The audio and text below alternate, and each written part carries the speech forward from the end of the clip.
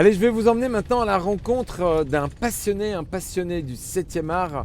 Il a commencé ses études ici à Saint-Quentin en faisant un BTS audiovisuel. Équipe de BTS audiovisuel que je salue d'ailleurs, une très très bonne formation pour tous ceux qui veulent travailler dans le monde du numérique. Et il y a beaucoup de débouchés dans ces domaines. Alors il a fait cette formation de BTS audiovisuel et ici à Saint-Quentin bien sûr. Et ensuite il est parti à Lille se performer dans le monde du cinéma et du 7e art. Et aujourd'hui il nous revient sur notre territoire. On est allé à sa rencontre parce qu'il fait la une de l'actualité. Il s'appelle Félix Leto. Il est maintenant devenu réalisateur et il est en train de préparer son premier documentaire sur Corbier. Alors Corbier, ça parle à la génération Récréa 2, ça y est, vous remettez. Et lui, il a décidé de faire un gros focus sur Corbier, qui est un personnage très intéressant à découvrir. Et pour finaliser son projet, puisque ça fait 4 ans qu'il travaille sur ce dossier, sur cette réalisation qu'il a en partie autofinancée, il a besoin de l'aide de vous, chers amis téléspectateurs et internautes.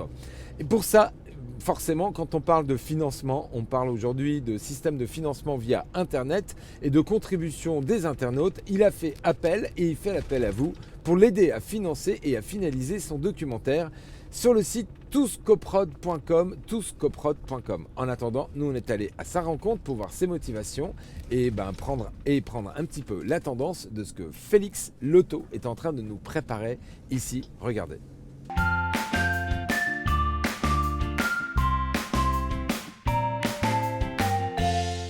Corbier, des traces dans la mémoire des masses, voici le titre du documentaire que nous présente le jeune réalisateur Félix Leto. L'idée de ce documentaire sur Corbier, c'est un petit peu un pari de faire quelque chose, de faire un documentaire sur quelqu'un qui est très connu au niveau du grand public pour son activité télévisuelle, mais qui l'est assez peu, voire pas du tout, pour son véritable talent et sa véritable activité artistique qui est la chanson.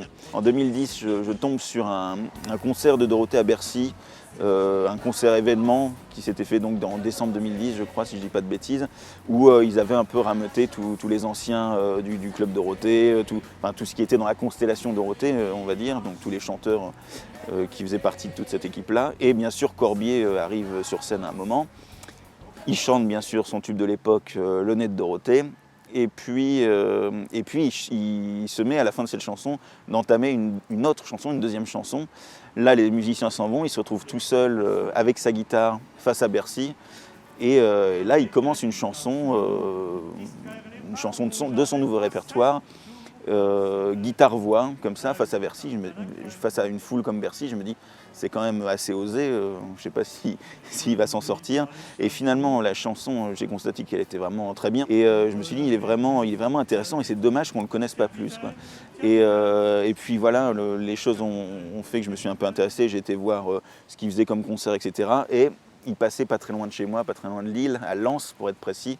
Et je me suis dit, je vais aller voir ce qu'il fait en concert. Je vais le contacter avant parce que j'avais déjà l'idée de documentaire qui me trottait dans la tête. Et puis dès ce premier concert, en fait, j'avais pris ma caméra avec moi et j'ai commencé à le filmer. Et ça a été tout de suite... il y a eu tout de suite rencontre. Je me suis tout de suite...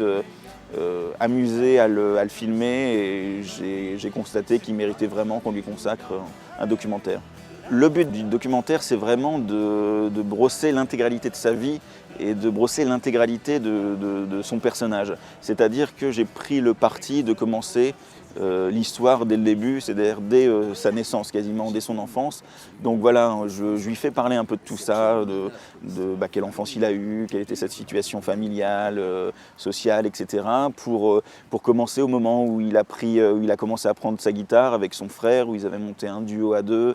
Et de voir comment il a commencé dans les cabarets parisiens à faire de la chanson. Il s'est fait repérer par Jacqueline Joubert, qui était à l'époque la programmatrice jeunesse d'Antenne 2, et qui s'est dit, tiens, il pourrait très bien animer un petit peu quelque chose sur une émission jeunesse. Et puis c'est comme ça qu'il est rentré à la télé sur Récréa 2.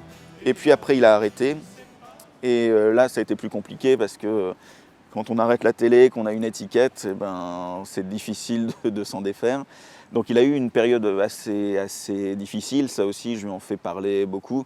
Une période où il le dit lui-même, c'était très difficile financièrement, il se clochardisait même quasiment, quoi, tellement les difficultés matérielles étaient là.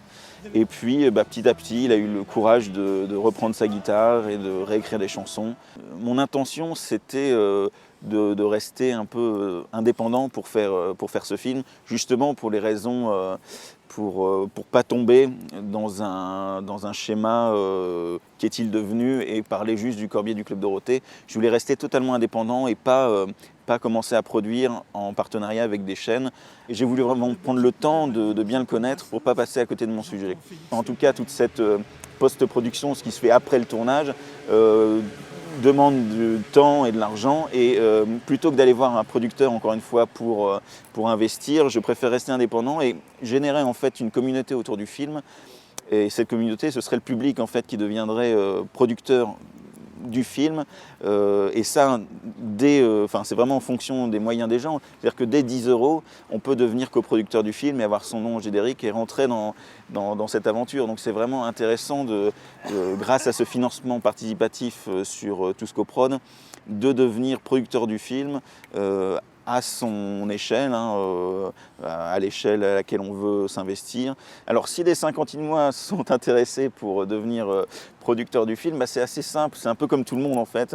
Il suffit d'aller sur le site de financement participatif qui s'appelle Tous-Coprod, comme ça se prononce, et là tout sera expliqué.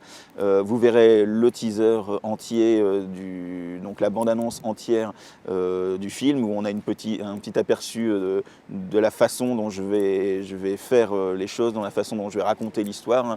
À 10 €, vous avez votre nom générique, mais si vous donnez un peu plus, vous avez accès au film quand il sera fini sur une plateforme de VOD.